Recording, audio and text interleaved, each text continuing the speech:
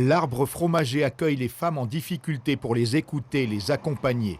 Sur les 6 premiers mois de l'année, plus de 400 ont été reçues, dont 161 victimes de violences conjugales. L'association héberge 8 femmes et leurs enfants pour les protéger, mais cela ne suffit pas. Actuellement, on a 4 femmes victimes de violences sur liste d'attente. On a déjà eu des femmes qui restent dans une situation d'insécurité avec les enfants qui sont également victimes et qui doivent vivre dans ce contexte-là.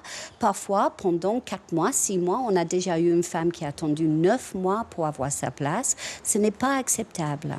Situation encore plus difficile dans les communes isolées.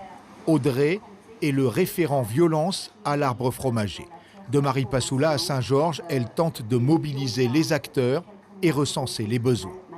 Lorsque je rencontre les professionnels, clairement, ils demandent plus de ressources humaines, c'est-à-dire par exemple plus d'assistants sociaux sur le territoire pour accompagner les femmes. Ils demandent aussi des structures d'hébergement, d'urgence, mais aussi temporaires, pour accompagner ces femmes qui sortent de chez elles. Et également les professionnels, mais aussi les femmes, nous demandent qu'est-ce que l'on peut faire pour les auteurs de violences. Quels dispositifs on peut mettre en place, quelles structures peuvent les accueillir. Autre difficulté pour les associations, obtenir chaque année des financements publics et inscrire leurs actions dans la durée. Il y a une précarité qui n'est pas du tout facile pour les associations, nous et d'autres.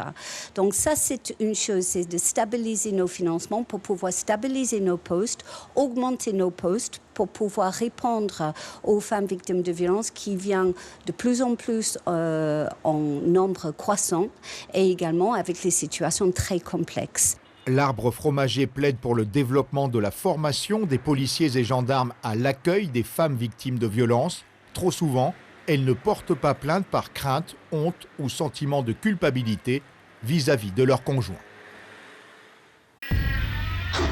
Suivez l'info sur Guyana Première, télé, radio et Internet.